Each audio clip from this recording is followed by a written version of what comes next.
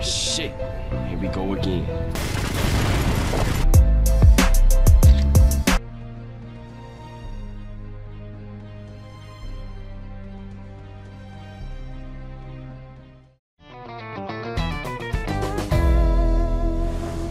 Siapa sih gamer yang gak kenal dengan GTA? GTA pertama kali dirilis di tahun 97 dan puncak melejitnya yaitu di game GTA 3 rilisan 2001 sebagai game pertama yang mengadopsi teknologi 3 dimensi.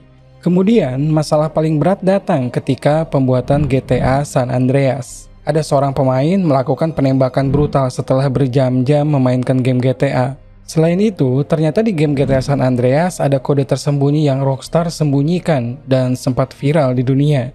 Langsung saja guys, ini dia cerita nyata di balik pembuatan game GTA San Andreas. Miami, tanggal 29 Oktober 2002. Di hari itu, berbagai media heboh memberitakan soal Rockstar yang baru saja merilis game terbarunya yaitu GTA Vice City. Seri ini menjadi perhatian banyak gamers dikarenakan punya latar kota Miami tahun 80-an yang sangat berwarna dan realistik. Padahal belum genap setahun Rockstar merilis GTA 3 yang sukses dan mampu merajai penjualan. Apakah seri Vice City ini bisa sukses juga seperti GTA 3? Itulah salah satu pertanyaan banyak media termasuk beberapa pengamat game. Rockstar Games pull off, making the most successful game ever twice in the space of 1 year. Ternyata gamer-gamers di seluruh dunia begitu antusias, bahkan mereka rela mengantri selama 4 jam untuk bisa membeli seri ini. Ketika mereka memainkannya, mereka pun merasa sangat puas dikarenakan suasana perkotaannya yang lebih hidup, punya detail yang bagus serta banyak misi yang lebih menarik.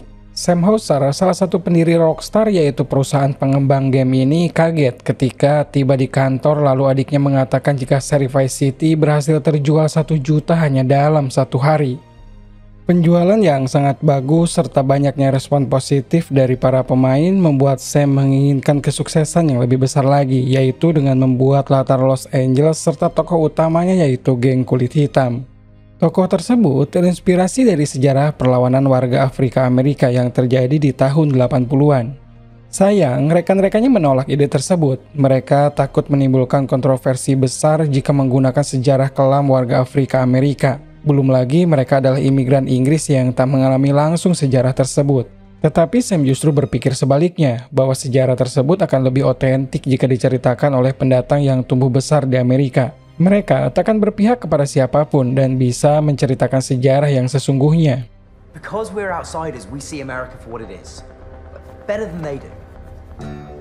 Demi mewujudkan idenya, Sam pun meyakinkan satu persatu pendiri Rockstar dimulai dari saudaranya yang bernama Dan. Awalnya Dan ragu karena rilisan Vice City saja menuai banyak kontroversi, apalagi sekarang Sam berniat membuat latar yang luas dan tokoh utama kulit hitam yang belum pernah ada di game manapun. Namun walau begitu, Sam tetap yakin bahwa idenya kali ini akan menjadi gebrakan besar bagi dunia game dan pastinya demi memajukan perusahaan. Sam kemudian memberikan hadiah mobil keluaran terbaru kepada kepala bidang pengembangan game bernama Jamie King. Sam berharap pemberiannya bisa membuat Jamie betah bekerja di Rockstar dan mau membantu Sam mewujudkan idenya. Setelah itu, Sam pun mengajak semuanya berkumpul dan menjelaskan jika game selanjutnya harus lebih realistik daripada Vice City. Dan yang paling penting, tersedia banyak fitur tambahan yang bisa digunakan para pemain. Setelah semuanya setuju, Sam pun mulai menjelaskan satu persatu inovasi yang akan ia masukkan ke dalam game. Sam berencana memasukkan misi-misi kecil di luar misi utama, sehingga para pemain bisa merubah karakternya. Seperti mengganti model rambut, mengubah ukuran tubuh, membuat tato dan masih banyak lagi yang lainnya, termasuk memasukkan senjata RPG. Dengan begitu para pemain bisa menciptakan karakter sendiri sesuai dengan apa yang mereka inginkan. Ketika Sam dan Rockstar merancang game terbarunya, di tempat lain di daerah Alabama, seorang remaja bernama Devin Moore tengah asik memainkan GTA Vice City di PS2 miliknya. Setelah hadirnya Vice City, Devin tak pernah lagi bermain di luar dan setiap harinya ia selalu menghabiskan dengan bermain di kamar sendirian. Tampak dari wajahnya, Devin sangat menikmati permainannya dan siapa sangka setelah bermain berminggu-minggu, Devin pun melakukan sesuatu di luar dugaan. Ia kemudian mencuri sebuah mobil dan sengaja berdiam diri supaya ditangkap dan dibawa ke kantor polisi. Ketika sampai di kantor polisi inilah Devin menjalankan misi sebenarnya. Ketika polisi itu lengah, Devin dengan cepat mengambil pistolnya lalu setelahnya.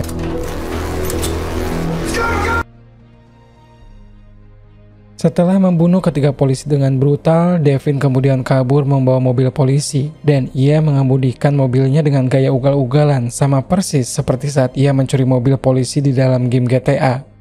Beberapa hari kemudian, berita penangkapan Devin sampai ke pengacara bernama Jack Thompson yang baru saja gagal menangani kasus sebelumnya. Atas dasar panggilan kemanusiaan dan ingin memulihkan nama baik, Jack segera menemui Devin di penjara untuk menawarkan diri menjadi pengacaranya. Jack bisa melihat bahwa Devin tampak seperti orang bingung. Ditambah lagi, Devin mengaku bahwa ia tak sadar ketika melakukan aksinya. Ia hanya meniru game yang dimainkan karena terlihat sangat seru dan asik. Di tempat lain, Sam terbang ke Los Angeles untuk merekam jalanan dan mengamati perilaku orang-orang di sana. Di saat mereka berkeliling, sebuah mobil muncul dan Sam langsung dihadang serta diinterogasi. Why you got that rip in your jeans, boy? That a Crip thing? Is it? I'm not a Crip, I promise. Untungnya ketua geng itu fans berat GTA. Ketika tahu Sam dari Rockstar dan sedang melakukan riset, si ketua ini pun langsung ramah, bahkan mengajak Sam untuk berkeliling dan memperlihatkan bagaimana kehidupan di daerah sana. Setelah menyelesaikan perekaman dan riset, Sam sepakat untuk menamakan seri terbarunya dengan nama GTA San Andreas. Tokoh utamanya bernama Carl Johnson atau CJ dan punya pacar dengan nama Dennis. Sam juga ingin agar CJ bisa berhubungan badan dengan Dennis jika pemainnya bisa memperlakukan Dennis layaknya seorang pacar di dunia nyata. Sam meminta agar adegan ini tanpa sensor sedikit pun dan semua gaya bercinta harus terlihat jelas dan bisa dinikmati.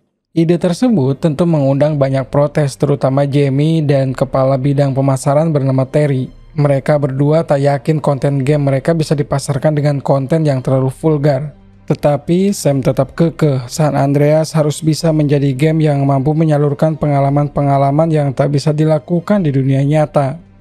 Agar pembuatan game bisa berjalan sesuai keinginannya, Sam pun meminta Jamie untuk mengembangkan engine sendiri. Sam tak mau jika kedepannya Rockstar harus bergantung lagi kepada software engine milik orang lain.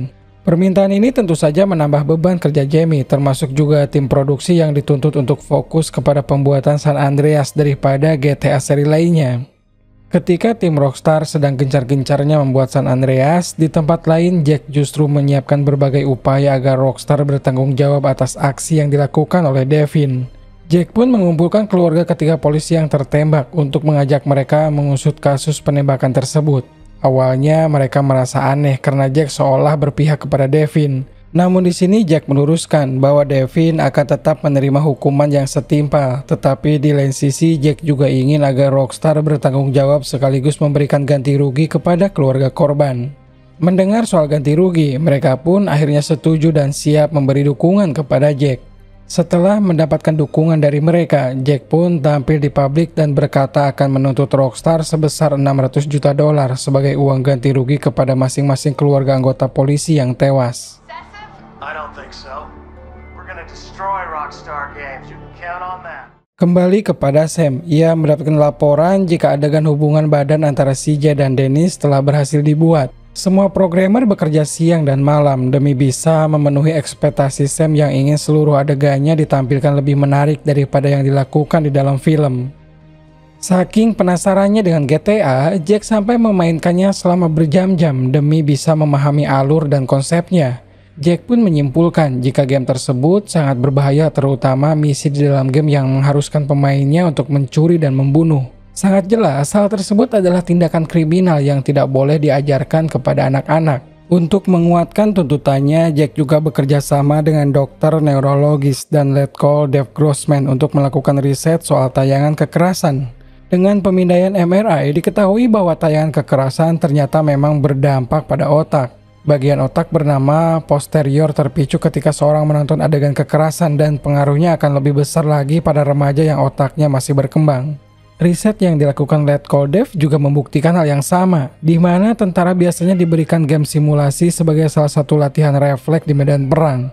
Jack pun meminta kedua narasumbernya untuk bersaksi di pengadilan, dan keduanya pun bersedia melakukannya. Really have an impact on a jury. Well, I'm happy to help because I think that this is a serious social issue. Tuntutan Jack akhirnya sampai kepada Sam dan semua jajaran Rockstar. Mereka melihat langsung bagaimana Jack menjelaskan di salah satu stasiun TV mengenai berbahayanya game GTA untuk anak-anak. Jack bahkan secara terang-terangan mengatakan jika GTA sama halnya dengan simulator pembunuhan yang dibuat oleh orang-orang yang tak punya hati nurani.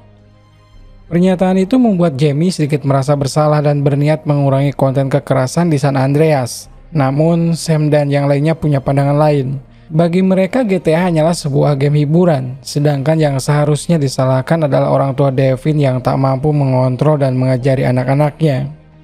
Tuntutan Jack kepada Rockstar semakin banyak mendapatkan perhatian dan hal tersebut berdampak pada keluarganya. Suatu hari istri Jack yang bernama Patricia mendapatkan telepon yang mengancam akan membunuh seluruh keluarganya.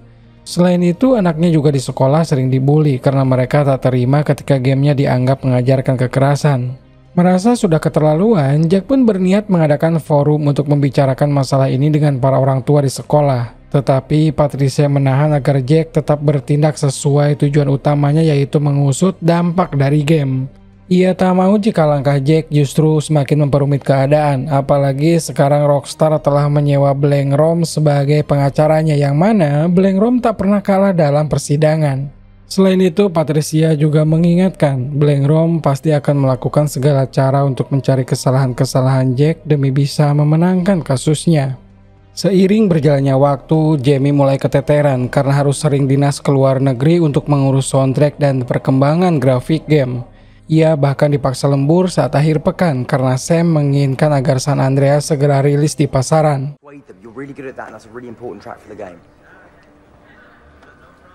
Selain Jamie, Terry juga mengalami masalah soal rating game. Jika adegan seksual dimasukkan ke dalam game, maka mereka terpaksa mengubah rating menjadi game khusus dewasa. Perubahan tersebut akan berdampak pada penurunan penjualan karena game mereka tak akan bisa dijual secara bebas.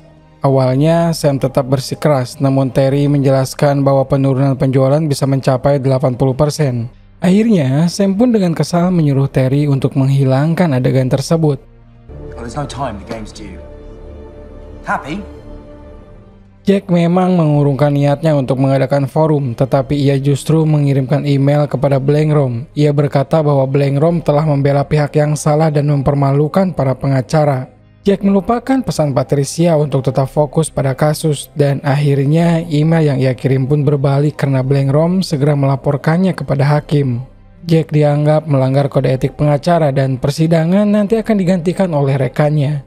Belum juga mulai pertarungan antara kubu Jack dan Blankrom, hakim tiba-tiba menyatakan bahwa saksi ahli yang dibawa Jack sama sekali tidak mengenal Devin ataupun tahu kronologinya, sehingga ucapannya pun tak bisa digunakan sebagai bukti bahwa apa yang dilakukan Devin adalah karena video game. Therefore, summary judgment is granted in favor of the defendants. Case dismissed. Tidak sampai di situ saja, beberapa minggu kemudian Jack mendapatkan telepon yang mengabarkan jika izin pengacaranya telah dicabut oleh kantor pengacara Florida. Jack diminta untuk menghadiri sidang kode etik dan menghadapi 31 tuntutan. Ternyata keputusan itu karena Blankrom yang melaporkan bahwa Jack banyak melanggar aturan disiplin. Di saat yang sama ia juga dikagetkan dengan lemparan batu yang dilakukan anak-anak komplek. Mereka tak terima ketika game favoritnya diusik dan dipermasalahkan oleh Jack.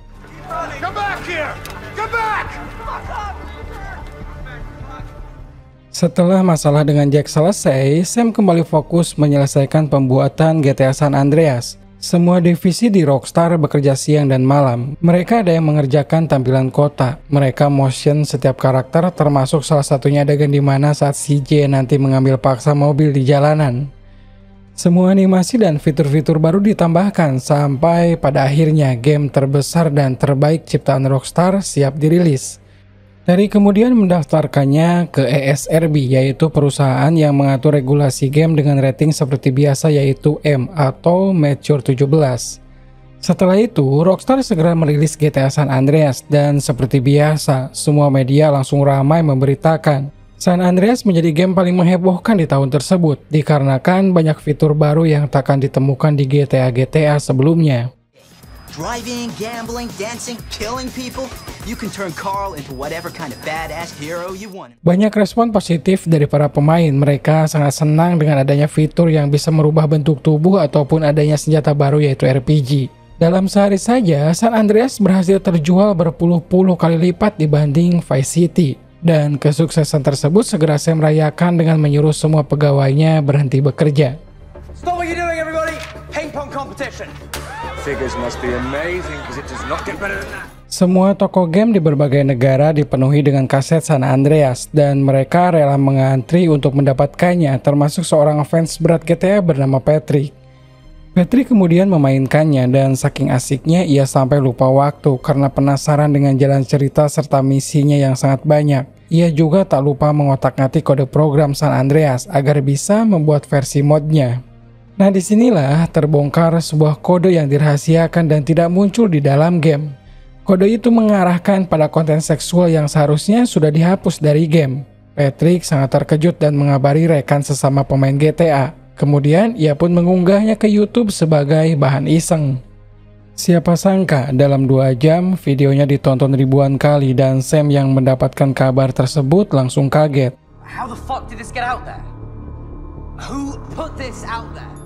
Berita soal konten seksual pada GTA San Andreas langsung menjadi bahan pembicaraan semua orang. Patrick sebagai pengunggahnya berulang kali diwawancarai dan ia mengaku jika adegan tersebut berasal dari kode yang sudah ada di dalam gamenya. Rockstar yang merasa terpojok pun melakukan pembelaan bahwa adegan tersebut adalah ulah para modder. Bagi yang belum tahu guys, modder itu pelaku kegiatan modifikasi atau perubahan baik di gameplay, grafik, audio, ataupun aspek-aspek lainnya yang ada di dalam game. Pembelaan yang dikatakan Terry kepada wartawan membuat Sam kecewa. Menyalahkan modder adalah kesalahan besar karena selama ini juga fans berat GTA kebanyakan adalah para modder. Pat sebagai perwakilan ESRB juga ingin memastikan kebenaran soal konten seksual yang kini dijuluki dengan adegan hot coffee.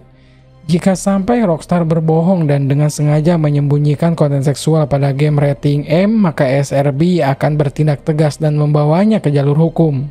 Sam kemudian meminta bantuan kepada pengacaranya, namun sebelum itu Blank Room harus memastikan dahulu posisi Sam saat ini. Pada intinya, Sam merasa bahwa gamenya sudah memenuhi kriteria rating M. Sam menjelaskan awalnya memang adegan tersebut menjadi bagian dari game, namun karena terkait rating, ia pun menghilangkannya. Walau begitu, kode untuk adegan itu masih ada dikarenakan untuk menghapus kode secara keseluruhan akan sangat rumit karena berkaitan dan terhubung dengan kode yang lainnya. Sam berada di situasi yang sangat sulit. Mungkin untuk game lain bisa menyalahkan modder, tapi untuk GTA sendiri itu sebuah kesalahan besar karena semua orang juga tahu GTA bisa berkembang sampai sekarang ini berkat para modder itu sendiri. Sementara Sam pusing dan kesal karena adegan hot coffee, Jack justru merasa senang karena ia berhasil membuktikan bahwa GTA tidak aman untuk anak-anak. Ia bahkan diundang oleh Hillary Clinton karena mendengar jika Jack pernah membahas soal bahaya game kekerasan terhadap anak. Melalui perwakilannya, Hillary sangat berterima kasih dan semua riset yang dilakukan Jack akan digunakan sebagai bahan pertimbangan pembuatan undang-undang. ESRB rupanya telah melakukan investigasi dan menyatakan telah lalai dalam mengecek rating GTA San Andreas. Mereka mengakui bahwa game tersebut seharusnya memiliki rating AO atau dewasa 20 tahun ke atas. ESRB menuntut Rockstar untuk membayar ganti rugi sebesar $250 juta dan menghadapi sidang penentuan. Setelahnya, Sam pun menjadi pemurung dan sering marah-marah. Ia pun menyalahkan semua orang. Ia menyalahkan Terry yang memberikan pernyataan kontroversial, menyalahkan Jamie yang tak mengecek isi game sebelum rilis. Selain itu, ia juga menyalahkan Jack yang membawa kasus ini ke ranah hukum. Ia bahkan menjadi paranoid dan tak ingin berkomunikasi lewat apapun. Tetapi sayangnya pengadilan tetap mengumpulkan seluruh email perusahaan selama 3 tahun belakang. Mengetahui hal tersebut, Sam pun menyalahkan Jamie yang membiarkan hal itu terjadi. Tetapi Jamie juga beralasan bahwa mereka takkan mungkin bisa melawan perintah dari pengadilan. Jamie yang sudah tak tahan dengan sikap Sam akhirnya bolos kerja selama beberapa hari. Padahal hari persidangan semakin dekat dan tadinya Sam ingin menyuruh Jamie menggantikannya. Sam pun terpaksa menghadapi persidangan sendirian di hari yang sama dengan persidangan pelanggaran kode etik yang dilakukan oleh Jack. Mereka sama-sama menghadapi konsekuensi dari perbuatan mereka dan Jack selesai lebih dulu dengan hasil bahwa dirinya dipecat sebagai pengacara. Selain dipecat, ternyata Jack juga harus mendengar berita pahit di mana Rockstar dilepaskan begitu saja meski ketahuan telah lalai mengecek konten gamenya. Pengadilan hanya menegur Rockstar dan meminta supaya kejadian tersebut tidak terulang lagi. Walau begitu guys, kesalahan Rockstar dan riset Jack menghasilkan undang-undang perlindungan hiburan keluarga, di mana terdapat larangan penjualan game yang mengandung kekerasan dan seksual kepada anak di bawah umur. Jack sendiri kurang puas dengan hasilnya karena Sam tidak ditahan sementara dirinya harus kehilangan pekerjaan. Tetapi Patricia meyakinkannya bahwa Jack telah berusaha menjalankan perintah Tuhan dan meningkatkan hukum negara. What did I win? The law is changing. You're a special lady. Setelah suasana kembali tenang, Sam akhirnya bisa menemui Jamie dan Jamie pun ternyata sudah memutuskan akan keluar dari Rockstar. Ia merasa bosan dengan rutinitas yang terlalu padat sehingga tak ada waktu untuk diri sendiri. Mendengar itu, Sam pun berusaha merayunya karena selama ini Jamie sangat berarti, bahkan Sam menyebutnya Jamie sebagai kuncinya Rockstar. Walau begitu, Jamie tetap pada keputusannya. Ia yakin tanpa dirinya Sam mampu membuat Rockstar kembali bangkit dengan semua inovasi dan ide kreatif Sam yang selalu berhasil membuat gebrakan baru. Pada akhirnya, mereka pun berpisah. Jamie melanjutkan hidupnya sementara Sam tetap berada di Rockstar. I can leave, but you can't because you're a proper pioneer, Sam. You're a genius. Ucapan Jamie pun terbukti ketika Rockstar merilis GTA 4 pada tahun 2008 yang penjualannya mencapai $310 juta pada hari pertama. 5 tahun kemudian, GTA 5 menyusul rekor tersebut dan menjadi produk hiburan yang paling cepat terjual dengan menghasilkan $1 miliar dalam 3 hari. Sampai saat ini masih belum ditemukan bukti nyata bahwa video game membuat orang melakukan kekerasan dan perdebatan tersebut masih terus berlanjut.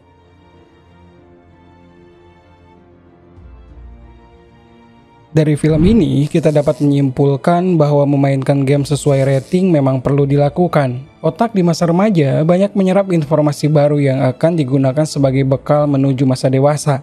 Pengawasan orang tua juga diperlukan dalam mengontrol jam bermain anak, karena terlalu banyak main game juga nggak baik. Masih mending jago, bisa jadi pro player. Lah ini guys, jadi beban doang.